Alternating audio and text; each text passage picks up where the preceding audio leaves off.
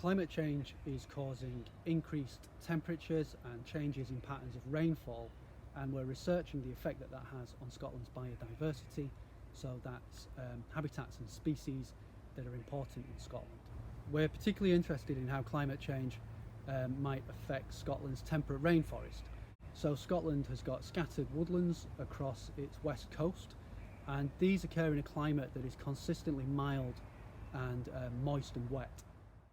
That creates the conditions for a very special set of species, often occurring as epiphytes, so growing on the trunks and the branches of trees.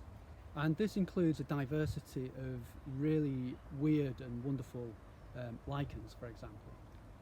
They either don't occur anywhere else, or they're abundant in Scotland but very, very rare elsewhere.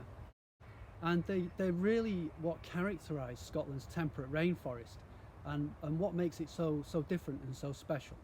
So what we've done is to grow some of these rare lichens on frames, and then by distributing these frames across the country, we can see how their growth is affected by different climates, by climate variability, but also by different microclimates. So that might be, for example, whether they're on a north-facing slope or a south-facing slope, or if they're closer to or further away from a river, for example. Also considering the structure of the woodland, so the types of trees and the age of the trees, and how spaced out the trees might be, so whether there are canopy gaps that let the light come through. So we can use this research to show how, as we work with existing woodland, or we increase the amount of new woodland in the landscape, we can manage the structure of that woodland to ensure that it includes refugia.